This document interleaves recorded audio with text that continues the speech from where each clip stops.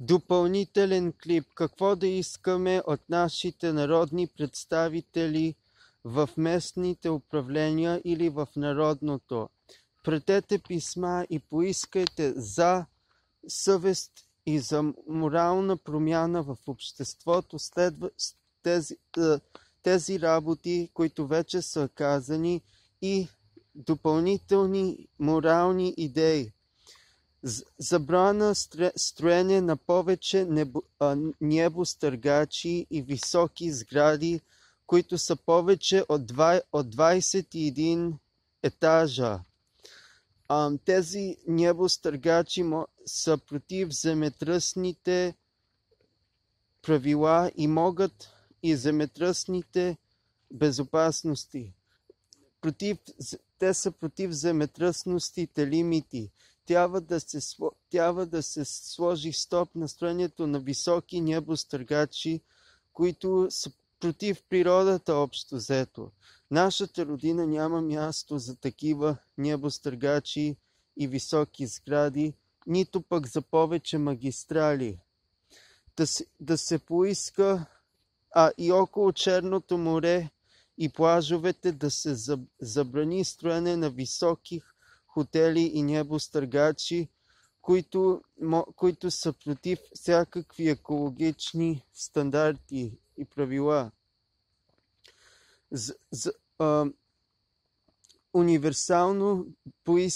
Да поискаме универсално безплатно здравеопазване за всеки, поне за ключовите работи, без никакви данъци в болниците.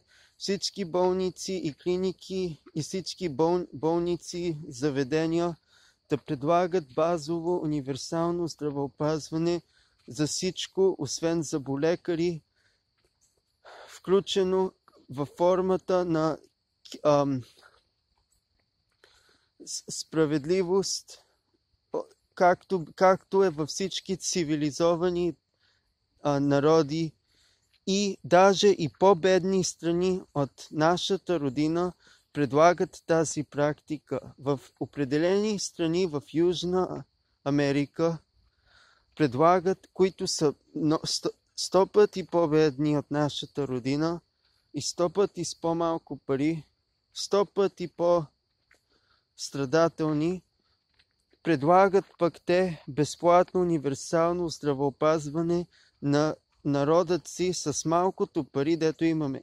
Нека нашия народ да има правото на безплатно здравеопазване, всичко освен за болекари поне, да е без данъци, да се премахнат всякакви данъци и допълнителни сметки или високи цени за лекарства.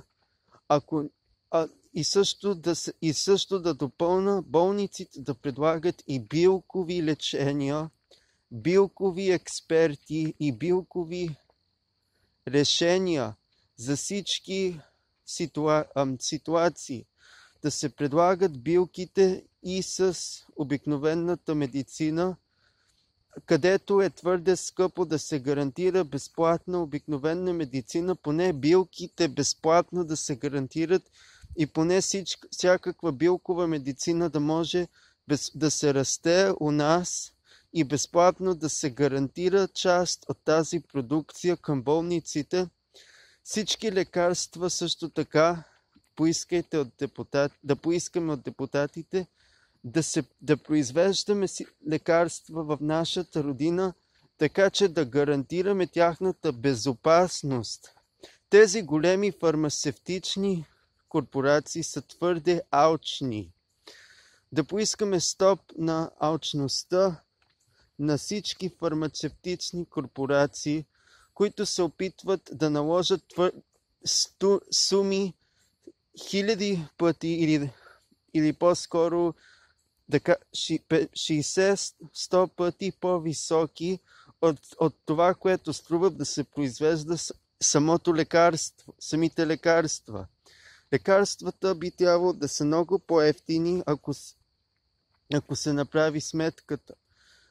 Оставете това настрани. Имаме достатъчно територия, нашата родина, да поискаме от депутатите си безплатно да се направят поне всички билкови лечения за всичко, понеже имаме земята, площта и фермите, да растеме билки, да изнасяме билки в другата държава и в други държави, но най-ключовото да имаме достатъчно билки за всички клиники и болнични заведения в нашата родина, така че поне тези лекарства да са напълно безплатни и гарантирани от лекари.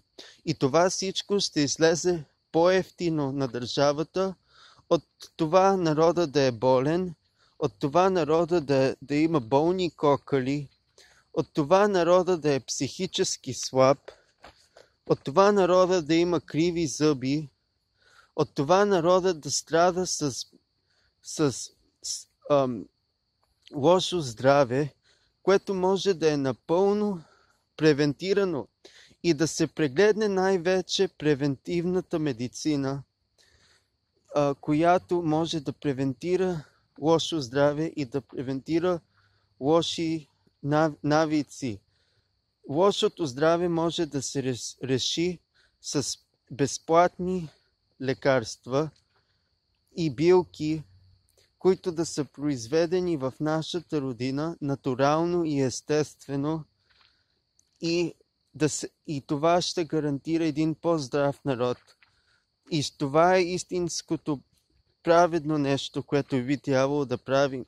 Тази трагическа алчност се опитат да я набутат и да излъжат пред медиите обществото, че едва ли не е твърде много да искаме. Не искам да довършвам лошо изречение. Така че, напротив, ние имаме правата си да искаме напълно безплатно здравеопазване без никакви данъци и повечето лекарства да са или безплатни, или билковите алтернативи да се предлагат за безценица, за нула. Билко имаме потенциалът да растеме и да растеме билки във всички краища на страната си, във всички ниви и навсякъде. Околните ни страни нямат интелигентността и мъдростта да го направят, но най-вече нямат интереса. Поне ние да се изпреварим от тях и да наложим фермерите, говоря за големите корпоративни фермери, не говоря за малките.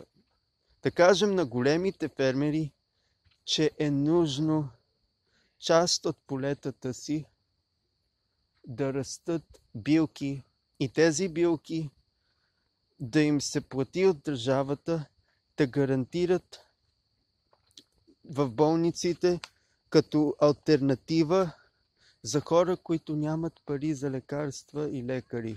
Мерси.